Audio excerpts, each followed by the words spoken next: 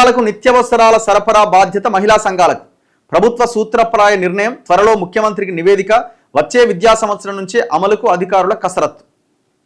కోడిగుడ్లు కందిపప్పు పెద్ద స్కామ్ జరిగింది మన టెండర్లలో. గోల్మాల్ గోవిందం అయింది. దాని తర్వాత బెంచీలది పెట్టింది, అది పెద్ద గోల్మాల్ అయింది. టెండరే క్యాన్సిల్ అయింది మనం చేసిన వీడియోతో. దాని తర్వాత ఈ గుడ్లు కందిపప్పు నిల్వ చేసే ర్యాక్ల అంశంలో టెండర్ వాయిదా పడుతూ వస్తున్నది. ఎందుకంటే అక్కడ గైడ్ లైన్స్ అంతా వాళ్ళకి అనుకూలమైన వాళ్ళకి రాసుకోవడంతో ఈ వీడియోలు బయటికి రావడంతో మళ్ళీ దాన్ని స్టాప్ చేసి దాన్ని వాయిదా చేసారు. ఇప్పుడు మళ్ళీ అంటున్నారు నిత్యావసరాల సరుకుల బాధ్యత మహిళా సంఘాలకు అప్పగిస్తామంటున్నారు. అప్పగించాలా వాళ్ళకే ఇవ్వాలా? మీరు ఎవడెవడికో కాంట్రాక్టర్కి ఇచ్చి రాష్ట్రంలోని ఎస్సీ ఎస్టీ బీసీ మైనార్టీ సాధారణ గురుకులాలతో పాటు ఇతర ఎస్సీ బీసీ వసతి గృహాలకు నిత్యావసరాలు కాస్మెటిక్స్ ను మహిళా సంఘాల ద్వారా సరఫరా చేయించాలని రాష్ట్ర ప్రభుత్వం సూత్రప్రాయంగా నిర్ణయించింది. దీంతో విద్యార్థులకు నాణ్యమైన సరుకులు అందడమే కాకుండా మహిళా సంఘాలు ఆర్థికంగా మరింత బలోపేతమయ్యే అవకాశం ఉంటుందని భావిస్తున్నది. కాస్మెటిక్స్ విక్రయాల కోసం గురుకులాల వద్ద మహిళా సంఘాల ఆధ్వర్యంలో స్టాళ్లు ఏర్పాటు చేయించాలని, విద్యార్థులు నేరుగా వెళ్లి వారికి అవసరమైనవి కొనుక్కునే అవకాశం కల్పించాలనుకుంటోంది.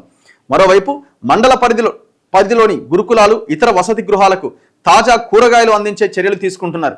ఈ మేరకు మాతృ దినోత్సవం సందర్భంగా ఈ అంశాలన్నింటిపైన రేవంత్ రెడ్డి అధికారులతో చర్చించారు.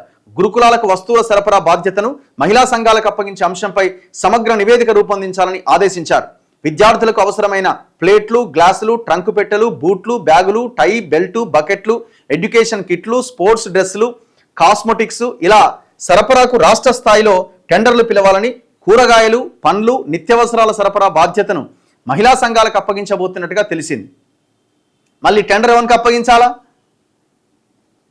గురుకులాల్లో నిత్యావసరాలు కాస్మెటిక్స్ సంబంధించి కాంట్రాక్టర్ వ్యవస్థకు స్వస్తి పలికి దాని స్థానంలో మండల కేంద్రాల నుంచి రాష్ట్ర స్థాయి వరకు మహిళా సంఘాలకి బాధ్యతను అప్పగించబోతున్నారట.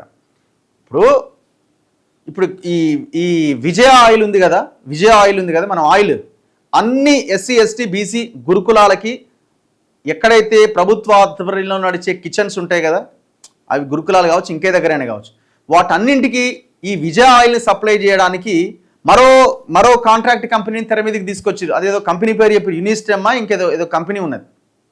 వాడికి ఎందుకు ఇవ్వాలా? తెర వెనక ఏం జరిగింది దీని వెనకాల బయట పెడతాం. రాబోయే రోజుల్లో దీన్ని కూడా బయట పెట్టే ప్రయత్నం చేస్తాం.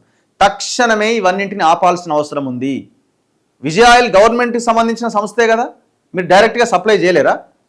అధికారులను పెట్టి ఇట్లాగే మహిళా సంఘాలను ఇంకెవరికో నిరుద్యోగులకు అవకాశం కల్పించి ఒక డిస్ట్రిబ్యూటరీ వ్యవస్థను ఏర్పాటు చేసి గవర్నమెంట్ డైరెక్ట్గా సప్లై చేయలేదా? మళ్ళీ థర్డ్ పార్టీ కంపెనీ ఎందుకు? ఎవరిది కంపెనీ? ఇది మనం అనుకుంటాం. ఇది అసలు బేసిక్ ఏంటంటే ఈ టెండర్లని పెట్టిన ఎవరు పట్టించుకోరు. బేసిక్గా ఎవరు పట్టించుకోరు. తెర వెనక జరిగిపోయి అన్ని 20 కోట్లు 30 కోట్లు 40 కోట్లు ఇట్లా ఉంటాయి. కానీ అందులో ఇప్పుడు మొన్న ఆ బెంచీల టెండర్లో 10 కోట్లు వేసుకొని వెళ్ళిపోదాం అనుకున్నారు. 10 కోట్లు ఖతం చేద్దాం అనుకున్నారు.